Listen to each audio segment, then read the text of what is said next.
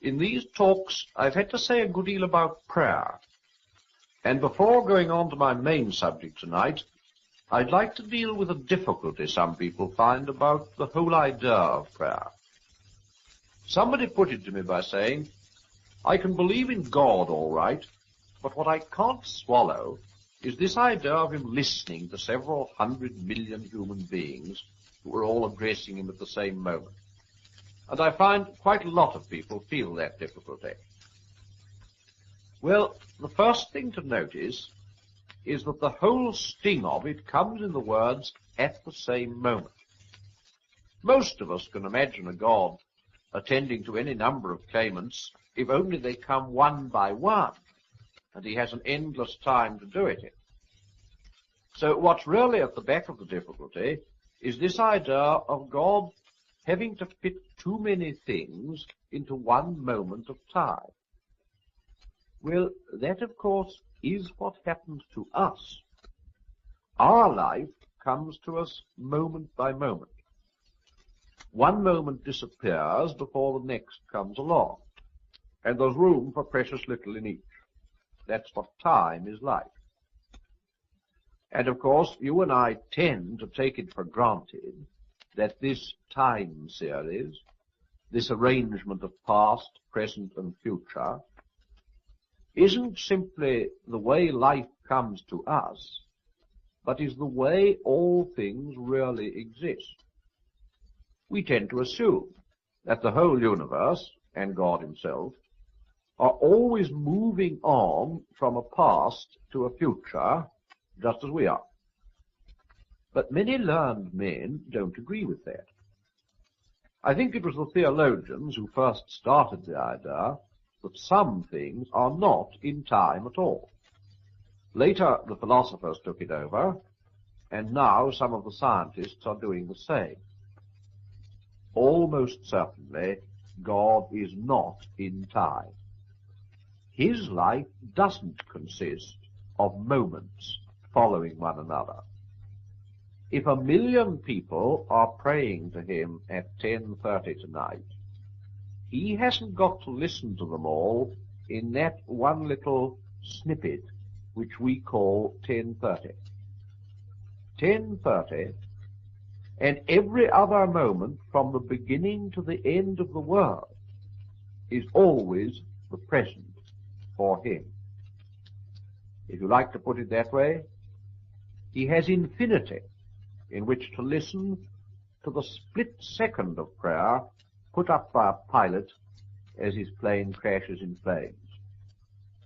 That's difficult, I know. Can I try to give something not the same, but a bit like it? Suppose I'm writing a novel. I write, Mary laid down her book. Next moment came a knock at the door. For Mary, who's got to live in the imaginary time of the story, there's no interval between putting down the book and hearing the knock. But I, her creator, between writing the first part of that sentence and the second, may have gone out for an hour's walk and spent the whole hour thinking about Mary. I know that's not a perfect example, but it may just give a glimpse of what I mean.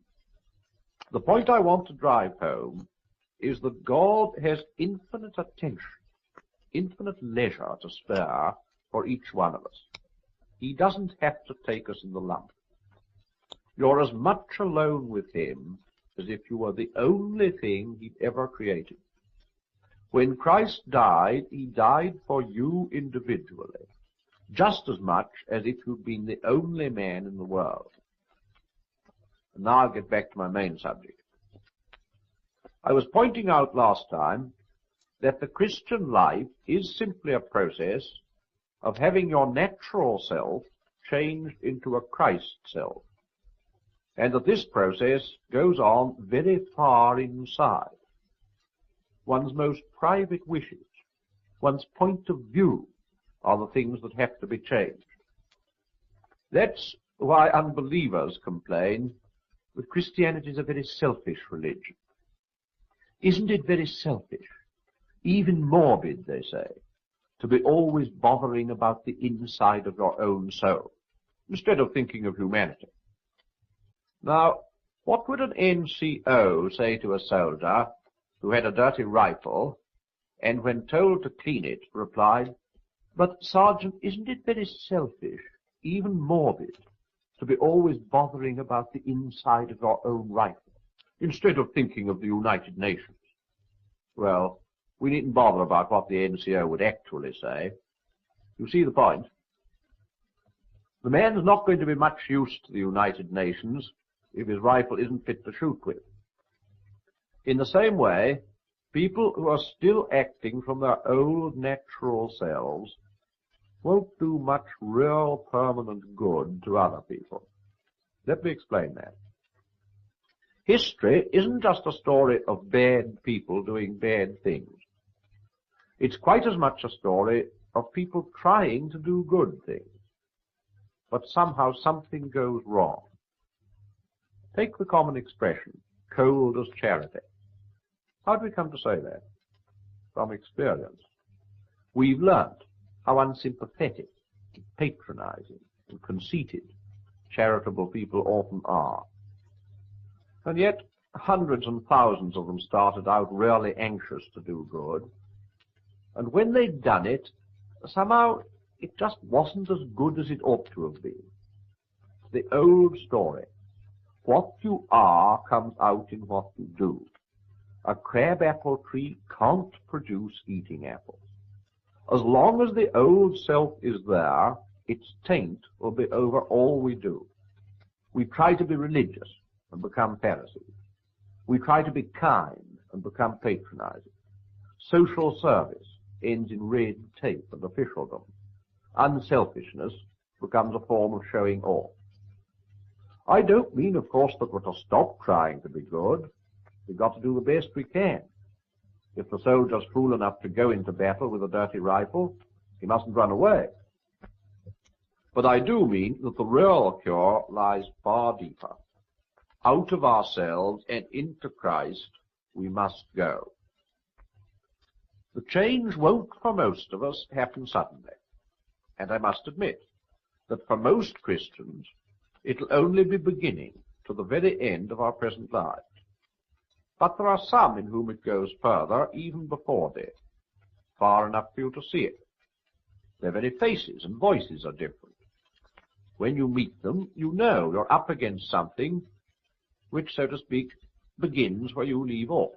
Something stronger, quieter, happier, more alive than ordinary humanity. Now, that's just where Christianity, as I think, has the real answer to a question a lot of modern people are asking.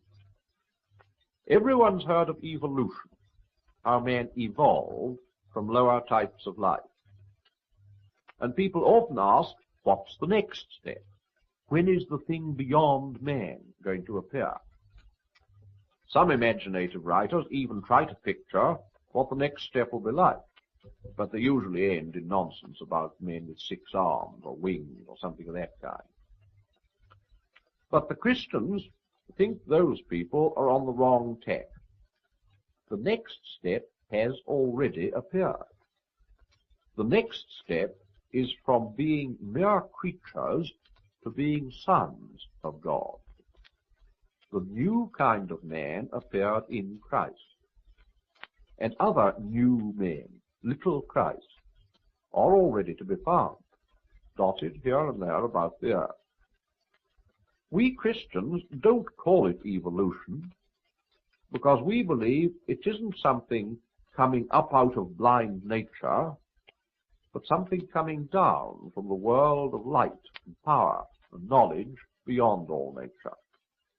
But if you like to call it evolution, do. The next step is here. You can become one of the new men in Christ if you like. Or, if you prefer, you can refuse the step and sink back. Now, if we take the step, it involves losing what we now call ourselves.